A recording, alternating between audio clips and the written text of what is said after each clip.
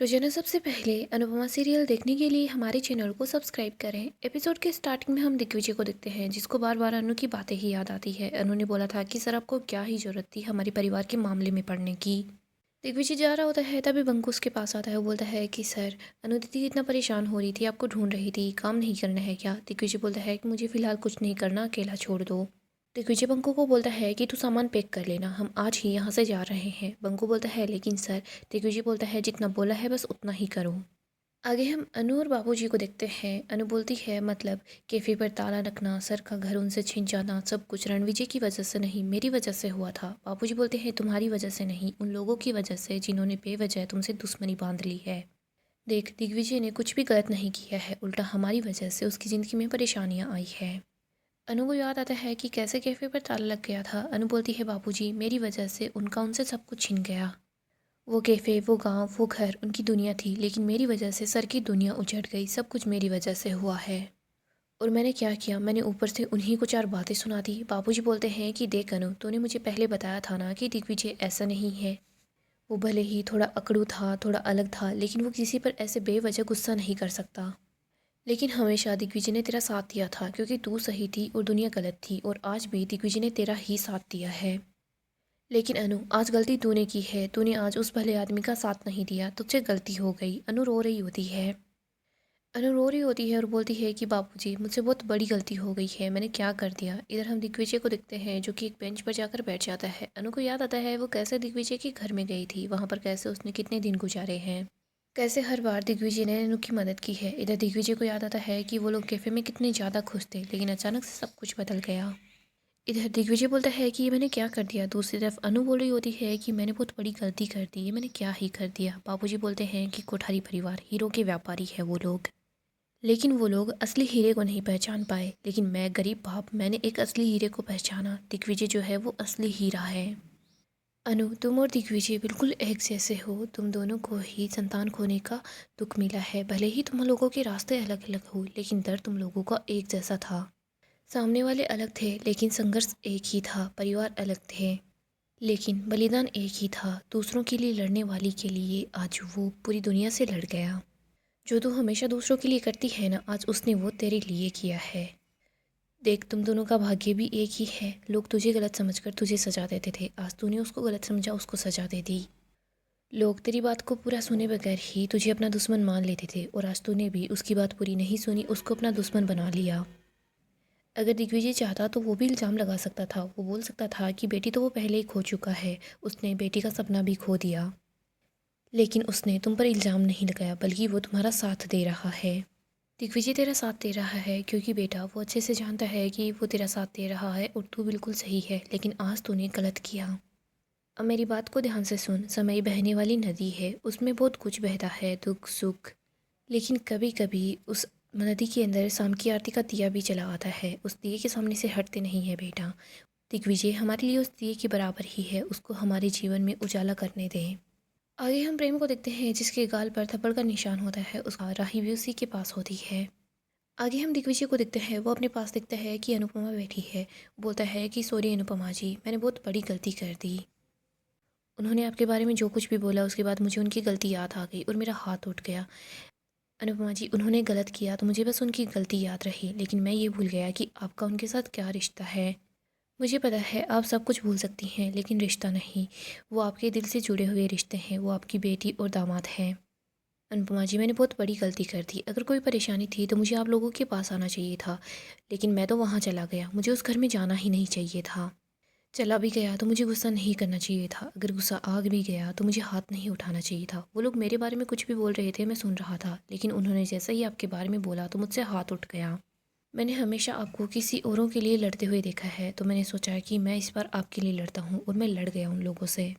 मैं तो यहाँ पर आपका साथ देने के लिए आया था, लेकिन यहाँ पर आपके लिए मैं बोझ बन गया हूँ। अब बोझ बन गया हूँ तो मैं यहाँ से बहुत दूर चला जाऊँगा, लौट कर कभी नहीं आऊँगा। अचानक से आंधी आ रही होती है, दिग्विजय की आंखें बंद हो जाती है। वो जैसे ही आँख खोल कर देखता है तो वो देखता है कि अनुपमा यहाँ नहीं है। वो बोलता है कि खुद से खुद की ही दिल की बात कह दी और रो भी लिया। तू तो अनुपमा जी के गुस्से के काबिल भी नहीं है। इधर हम अनु को देखते हैं जो बोलती है बापूजी मैंने बहुत बड़ी गलती कर दी, मैंने एक भले इंसान के साथ वो कुछ किया है जो मेरे बच्चे हमेशा मेरे साथ करते हैं। घर से निकाले जाने का दर्द क्या होता है वो मैं अच्छे से समझती हूँ और मैंने वही दर्द उनको दे दिया है। अगर गलती किसी की थी तो प्रेम की थी, राही की थी, वसुंधरा जी की थी और उस गौतम की थी। उनकी गलती की सज़ा मैंने उस इंसान को दे दी जिसे मैं अपना दोस्त बोलती हूँ। मैंने उनको मौका नहीं दिया अपनी बात बोलने का। बाबूजी, उन्होंने मुझसे बात करने की कोशिश की लेकिन मैंने तो उनसे मुंह ही मोड़ लिया था। मैंने उनकी एक बात भी नहीं सुनी। मैंने बहुत बड़ी गलती कर दी। बाबूजी बोलते हैं कि हाँ, गलती हुई है, तुझसे हुई है और इसको सुधारना भी तुझे ही पड़ेगा। वक्त के रहते अपनी गलती को सुधार ले, वरना ऐसा ना हो कि समय ही ना रहे। आगे हम कोठारी हाउस का सीन देखते हैं। मोटिबा प्रेम के गाल पर सेक कर रही होती है। मोटिबा बोलती है कि मैं तुझे एक पेन किलर दे देती हूँ। प्रेम बोलता है कि नहीं मोटिबा, मैं इस दर्द को मरने नहीं दे सकता, मैं इस दर्द को जिंदा रखना चाहता हूँ। मोटिबा बोलती है और जिन्होंने तुझे दर्द दिया है ना, मैं उनको सबक सिखाना चाहती हूँ। मोटिबा बोलती है गौतम जी, पुलिस को बुलाइए। गौतम बोलता है कि मैं बस यही सोच रहा था कि आप ये बात मुझे कब बोलेंगी। मोटिबा बोलती है इस थप्पड़ की सज़ा अनुपमा जी को और उस दिग्विजय दोनों को मिलेगी। हम उन दोनों को जेल भिजवा कर ही मानेंगे। मीता बोलती है कि वाह, हमें तो केस पहले ही कर देना चाहिए था, जब अनुपमा जी ने कैसे गौतम जी को गिरा गिरा कर मारा था। गौतम बोलता है कि उन बातों को क्यों ही याद करना।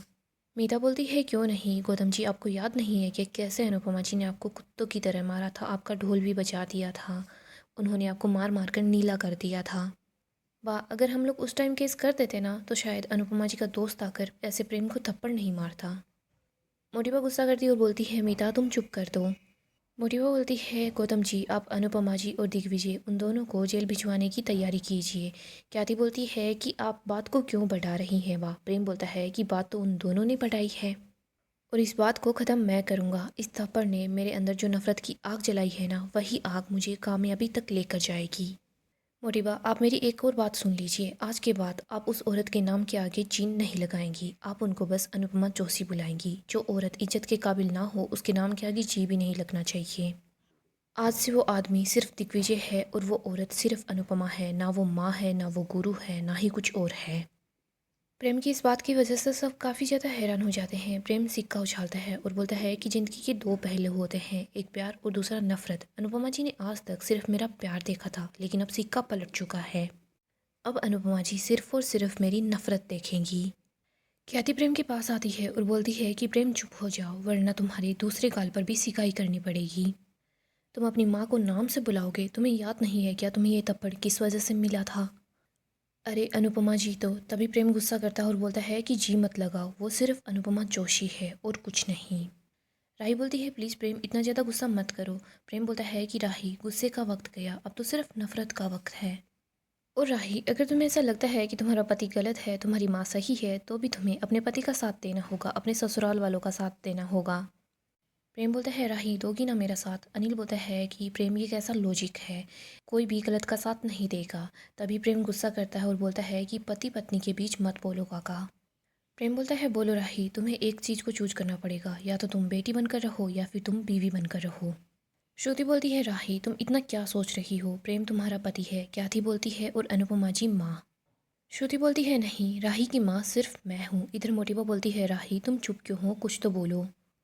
तुम्हें अपने पति से ज़्यादा प्यारी तुम्हारी माँ है क्या? राही बोलती है मेरे लिए इस दुनिया में सबसे प्यारा रिश्ता मेरा और प्रेम का है। मैं आप सब लोगों से वादा करती हूँ, मैं हर कदम पर अपने पति का और अपने ससुराल का साथ दूंगी। मैं उस माँ का साथ क्यों दूँ जो मेरे पति पर हाथ उठाने वाले आदमी का साथ दे रही है। प्रेम राही को गले लगा लेता है और बोलता है कि आई लव यू राही। इधर मोटिवा बोलती है शाबाश राही। तभी यहाँ पर श्रुति आ जाती है और बोलती है कि अनुपमा ने कभी भी तुम दोनों का साथ नहीं दिया, लेकिन मैं हमेशा तुम दोनों के साथ हूँ। ये माँ हर मुश्किल में हमेशा तुम्हारा साथ देगी, हर लड़ाई में तुम्हारा साथ देगी, हमेशा तुम दोनों के सामने ढाल बनकर खड़ी होगी। राही बोलती है थैंक यू श्रु। इधर प्रेम बोलता है कि पहला वार उन्होंने किया है, अब दूसरा वार हम लोग करेंगे। उन्होंने तो मुझे गाल पर चोट दी है, लेकिन हम उनके गुरूर पर चोट देंगे। उनका कैफ़े उनका गुरूर है। बाजार में हम उस कैफ़े को ऐसा हराएंगे कि वो लोग किसी को मुंह दिखाने के लायक नहीं रहेंगे। राही सोच रही होती है कि मम्मी गलत है, लेकिन प्रेम जो तुम कर रहे हो मुझे वो क्यों गलत लग रहा है, मुझे तुम्हारे गुस्से से डर लग रहा है। पता नहीं आगे चलकर क्या होगा। आगे हम दोषों को देखते हैं जो कि सब घर वालों का वीडियो बना रहा होता है। बाप बोलती है कि डर लग रहा है। बापूजी बोलते हैं कि तुझे कब डर नहीं लगता। बापूजी बोलते हैं लीला हमेशा तो बस यही बात करती है कि कोठारी परिवार, उनके साथ हमारे रिश्ते बिगड़ तो नहीं जाएंगे ना। पाव बोलती है हाँ, मैं तो वही पुराने ख्यालों वाली हूँ, लेकिन दिग्विजय है ना नए ख्यालों वाला, उसको क्या ज़रूरत थी वहाँ जाने की। बाबूजी बोलते हैं कि वो वहाँ पूछने गया था कि दिग्विजय के साथ उन लोगों ने ऐसा क्यों किया। उस बेचारे को घर से बेघर करने की क्या ज़रूरत थी, सड़क पर लाने की क्या ज़रूरत थी? यही पूछने के लिए वो वहाँ गया था। याद है ना, वनराज ने हमें घर से बाहर निकाल दिया था तो हमें कैसा लगा था? बेचारा दिग्विजय तो बस बात कर रहा था, लेकिन प्रेम ने आकर बदतमीजी की तो उसका हाथ उठ गया। अंश बोलता है, और परी की बातों से साफ साफ पता चल रहा था मोटी बा और जो गौतम है ना, वो लोग उनसे ठीक से बात नहीं कर रहे थे। माही बोलती है, हम भी अगर उनकी जगह होते तो किंजल बोलती है, हम वही करते जो दिग्विजय जी ने किया है। प्रेरणा बोलती है, मुझे तो समझ नहीं आ रहा इस प्रेम को हो क्या गया है, दिन ब दिन बस टॉक्सिक होते जा रहा है। इधर तोशु अपने फ़ोन को अपने पॉकेट में डाल लेता है ताकि सब लोगों का वीडियो बन जाए। तोशु बोल रहा होता है कि ओ माननीय माता जी। तोशु सबको बोलता है कि वो दिग्विजय हमारा कुछ नहीं लगता, लेकिन कोठारी जो है वो हमारी समधी है, और मम्मी आपके उस दिग्विजय को क्या ही ज़रूरत थी वहाँ पर जाकर ये सब कुछ तमाशा करने की। बाकी ताली बजाती है और बोलती है, वाह मम्मी वाह, आपने उस दिग्विजय को ऐसा हक क्यों ही दिया? उस आदमी ने एक बार भी ये नहीं सोचा कि वो जिन लोगों की इंसल्ट कर रहा है वो आपकी फैमिली है। मम्मी आपने कैसा ही दोस्त बनाया है, आप खुद देखिए ना आपके दोस्त ने क्या कुछ किया है। बाबूजी बोलते हैं, ऐसे होते हैं कि अपने अनु बेचारी इतनी दूर गोवा में थी, वहाँ पर बस अपना कैफ़े आराम से चला रही थी, सावी के कैफ़े में काम कर रही थी, लेकिन इन लोगों ने क्या किया, उस कैफ़े को बंद करवा दिया, घर पर ताला पड़वा दिया। पापा बोलती है, जो हो गया सो हो गया, लेकिन अनुपमा अब तो उस दिग्विजय को हमारी सबकी ज़िंदगी से बाहर निकाल दे। दिग्विजय का बदला पूरा हो गया है ना? बाबूजी बोलते हैं कि कैसे हो गया बदला पूरा? अगर दिग्विजय ने हमारा नहीं सोचा होता तो वसुंधरा जी को, गौतम को और हो सकता है प्रेम और राही, इन दोनों को भी जेल में दे देता। बाप बोलती है, लेकिन बापूजी बोलते हैं, लेकिन क्या, ये तो उसकी शराफत है जो अपना घर छूटने के बाद यहाँ आया है, और यहाँ पर भी उसकी इतनी इंसल्ट हुई है लेकिन उसने कुछ भी नहीं बोला। उन सब के बाद भी वो कैफ़े में अपनी जान लगाकर काम करता रहा। और तू क्या चाहती है लीला? जो वसुंधरा बहन ने किया है क्या वही अनु करे? अनु फिर से एक बार दिग्विजय को उसके सपने से दूर कर दे। आगे हम प्रेम को देखते हैं जो सामान को इधर उधर फेंक रहा होता है। प्रेम अपना हाथ दीवार पर भी पीट रहा होता है, तभी यहाँ पर राही आ जाती है, बोलती है, प्रेम तुम क्या कर रहे हो? राही अपना हाथ बीच में लाती है तो राही के हाथ पर चोट लग जाती है। प्रेम बोलता है, जिंदगी में अफसोस करने की कम वजह है क्या, जो तुमने एक वजह और दे दी? ज़्यादा दर्द हो रहा है क्या?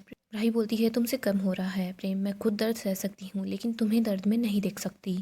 प्रेम वहाँ से जाने लगता है, तभी राही प्रेम को गले लगा लेती है। आगे हम बंकू को देखते हैं जो अपना सारा सामान लेकर बैठा होता है, तभी उसके पास इशू आती है।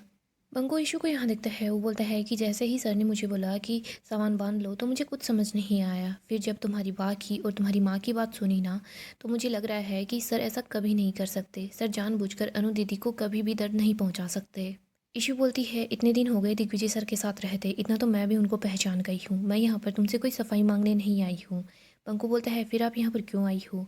इशू बोलती है, मैं सिर्फ ये बताने आई हूँ कि अनु माँ भी जानबूझकर दिग्विजय सर को कोई दिक्कत नहीं देगी। मुझे लगता है जो भी प्रॉब्लम है वो ठीक हो जाएगी, क्या पता कोई मैजिक हो जाए। बंकू तुम अभी मत जाओ। बंकू बोलता है, ईशानी मैंने एक बार मैजिक होते हुए देखा है, अपने सर को पत्थर से इंसान बनते हुए देखा है, लेकिन आज वो फिर से पत्थर बन गए हैं। मुझे नहीं पता वो क्या करेंगे, लेकिन मैं सिर्फ वही करूँगा जो वो बोलेंगे। अगर उन्होंने बोला है कि यहाँ से जाना है तो मैं उनके साथ ज़रूर जाऊँगा। ईशू बोलती है, कहाँ जाओगे? बंकू बोलता है, पता नहीं। ईशू बोलती है, वापस आओगे? बंकू बोलता है, पता नहीं। ईशू बोलती है, तुम मुझे भूल जाओगे? बंकू बोलता है, कभी भी नहीं। बंकू बोलता है, ईशानी तुम्हें घर चले जाना चाहिए, मैं यहीं बैठकर सर की राह देखूंगा। ईशू उठकर वहाँ से जा रही होती है। ईशू जैसे ही पलट कर देखती है तो बंकू अपना चेहरा दूसरी तरफ कर लेता है। इसके बाद वो ईशानी को देख रहा होता है। बंकू की आंखों में आंसू होते हैं। इधर हम प्रेम और राही को देखते हैं। राही बोलती है, आई लव यू प्रेम, मैंने हमेशा तुमसे प्यार किया है और हमेशा तुमसे प्यार करती रहूँगी, मैं हमेशा तुम्हारे साथ रहूँगी। प्रेम तुम मेरे लिए सब कुछ हो। प्रेम बोलता है, उस आदमी ने मेरे ही घर में घुसकर मुझे ही थप्पड़ मारा, और तुम्हारी माँ, उन्होंने उस हरकत के लिए मुझसे माफ़ी भी नहीं मांगी, उल्टा उसी की पैरवी कर रही है। अगर फायरवॉल स्ट्रांग हो तो कोई भी हैकर या फिर कोई भी वायरस आपके कंप्यूटर तक नहीं पहुंच सकता। मेरी फायर तो मेरे पापा है जो फ़िलहाल मेरे साथ नहीं है। राही, वो आदमी इस घर में घुस गया और मैं अकेला पड़ गया था। राही बोलती है, प्रेम तुम अकेले नहीं हो, मैं तुम्हारे साथ हूँ। प्रेम बोलता है, अगर तुम मेरे साथ हो तो तुम मुझे एक बात सच सच बताओ, तुम्हें क्या लगता है मैं गलत हूँ? राही बोलती है, नहीं प्रेम, ऐसा कुछ भी नहीं है, मैंने ऐसा नहीं कहा। तभी प्रेम राही से दूर चला जाता है। राही प्रेम के पास आने की कोशिश करती है। प्रेम बोलता है कि बस राही। प्रेम बोलता है, राही क्यों मेरी माँ मेरा साथ नहीं दे रही है? क्यों वो सबके सामने मुझे बस गुनहगार बोल रही है? सब ने मुझे नाकारा कहा, निकम्मा कहा, सब ने लूजर समझा, सबको यही लगता था कि मैं कुछ भी नहीं कर पाऊँगा। पापा ने भी शुरू शुरू में यही समझा था। मैं तो सबको बस ये दिखाना चाहता था कि मैं लूजर नहीं हूँ, मैं कामयाब बन सकता हूँ। मैं अपने पापा की नज़र में गर्व देखना चाहता था, लेकिन तुम्हारी माँ ने सब कुछ बर्बाद कर दिया। श्रुति जी ने मुझे कैफ़े खोल कर दिया। राही बोलती है कि प्रेम तुम बहुत मेहनत करते हो। मैं देखती हूँ ना तुम्हें, और मैं तुम्हें जब भी देखती हूँ जब तुम खुद मुझे नहीं देखते। प्रेम तुम्हारी आंखों का हर सपना मैंने भी देखा है, मैंने तुम्हारी स्ट्रगल को देखा है। प्रेम मुझे तुम पर पूरा भरोसा है, तुम जीतोगे, तुम कैफ़े को भी टॉप पर ले आओगे और कंपटीशन भी तुम ही जीतोगे। प्रेम बोलता है राही तुम मुझे छोड़कर मत जाना, वरना मैं मर जाऊंगा। राही बोलती है कि प्रेम तुम ऐसा कभी भी मत बोलना, मैं तुमसे दूर कभी नहीं जाऊंगी, हमेशा तुम्हारे साथ हूँ। प्रेम राही की गोद में सरक कर सो जाता है। आगे हम अनु को देखते हैं जो बोलती है कि बा ने बोला है ना, जो हो गया सो हो गया, बार बार इस बात को क्यों ही दोहराना है। और वैसे भी मुझे अपना खून पसीना मेहनत सब लव यू जिंदगी कैफ़े के लिए बचा कर रखनी है। चाहे कुछ भी हो जाए ये कंपटीशन तो मैं ही जीतूंगी। मेरी वजह से दिग्विजय सर से उनका जो घर छीना गया था मैं उनको वापस दिला कर रहूँगी। इधर तोशु तो सब कुछ रिकॉर्ड कर रहा होता है ताकि वो गौतम को सारी इन्फॉर्मेशन दे सके। अनु बोलती है मुझे ईंट का जवाब पत्थर से नहीं देना, मुझे बस सच्चाई से ईमानदारी से आगे बढ़ना है। दिग्विजय जी ने जो मेरी वजह से खोया है उनको मैं वापस सब कुछ दिलाकर रहूँगी। घर छोटा हो या बड़ा हो लेकिन सबके लिए अनमोल होता है, और वो घर तो सावी का घर है। सावी का घर सावी के पापा के अलावा किसी और का नहीं हो सकता। केंजल बोलती है लेकिन मम्मी आप अंकल से क्या बोलेंगी, आप उनको जाने देंगी या रोक लेंगी। सो गाइस डेली अपडेट के लिए आप हमारे चैनल को सब्सक्राइब करें, साथ ही साथ वीडियो को लाइक भी कर दें। गाइस अपकमिंग एपिसोड काफ़ी ही ज़्यादा इंटरेस्टिंग होने वाला है। अपकमिंग एपिसोड में हम देखेंगे प्रेम अनु को बोलता है कि मैं आपको ओपन चैलेंज करता हूँ, मैं आपकी इस कैफ़े को बर्बाद करके मानूंगा। यहाँ हम देखते हैं अनु दिग्विजय से माफ़ी मांगती है, उसको बोलती है कि सॉरी सर, मैंने आपको गलत समझ लिया था, आपने तो मेरी मदद करने की कोशिश ही की थी। मुझे पता है आपने जो किया वो सही किया, आपने कोई भी गलती नहीं की है, आप इस घर को छोड़कर कहीं नहीं जाएंगे। अनु दिग्विजय और बंकू को वहाँ से जाने से रोक लेती है। इधर हम देखते हैं बाबूजी और सब लोग खुश हो जाते हैं कि अनु ने फाइनली सही फैसला किया है। इधर तोशु को तो काफ़ी ज़्यादा गुस्सा आ रहा होता है। यहीं पर पाखी भी गुस्से में होती है। वो सोच रही होती है कि ये बंकू यहाँ से चला जाता, अगर ये दिग्विजय यहाँ से चला जाता तो, लेकिन नहीं, मम्मी ने तो इन लोगों को वापस यहाँ ले आई है। यहीं पर हम देखते हैं अनु और प्रेरणा ये लोग मिलकर अच्छी प्रेजेंटेशन बनाते हैं। ये लोग एक कंपनी के पास जाते हैं, वहाँ पर अपनी प्रेजेंटेशन दिखाते हैं। तभी अनु और सब लोगों को यहाँ पर एक ऑर्डर मिल जाता है। वो लोग काफ़ी ज़्यादा खुश हो जाते हैं। यहाँ पर कंपनी के लोगों को अनु के हाथ का बनाया हुआ खाना काफ़ी ही ज़्यादा पसंद आता है। सब लोग खाने की बहुत तारीफ़ करते हैं। अनु बोलती है कि आप फिक्र मत कीजिए, खाने की क्वालिटी में बिल्कुल भी चेंज नहीं होगा। यहाँ हम देखते हैं सबको इतना बड़ा ऑर्डर मिलता है तो खुश हो जाते हैं। अनु दिग्विजय सबके सब लोग साथ मिलकर खाना बना रहे होते हैं। हम देखते हैं जैसे ही वो लोग खाने को बॉक्स में भरकर रख रहे होते हैं तभी यहाँ पर सामने प्रेम होता है। प्रेम के पास भी सेम उसी कंपनी से कॉन्ट्रैक्ट मिलता है। ये देखकर अनु काफ़ी हैरान हो जाती है, उसकी आंखों में आंसू होते हैं। यहाँ पर प्रेरणा भी होती है, वो बोलती है कि प्रेम तुम लोगों ने हमसे ये कॉन्ट्रैक्ट चुराया है। प्रेम बोलता है और इस अनुपमा जोशी ने क्या किया है, इसने भी तो हम लोगों से हमारी खुशियाँ छीन ली, मुझसे मेरा सब कुछ तो छीन लिया, हमसे हमारी एम्प्लॉय भी छीन ली, अब ये और क्या चाहती है, हमने कुछ भी गलत नहीं किया है। वो बोलता है कि मैं आपको ओपन चैलेंज करता हूँ, मैं आपके इस कैफ़े को बर्बाद करके मानूंगा, आप देख लीजिएगा मैं आपके साथ क्या करता हूँ। सो दोस्तों नेक्स्ट एपिसोड काफ़ी इंटरेस्टिंग होगा। अपडेट के लिए आप हमारे चैनल को सब्सक्राइब करें, साथ ही साथ वीडियो को लाइक भी करते हैं।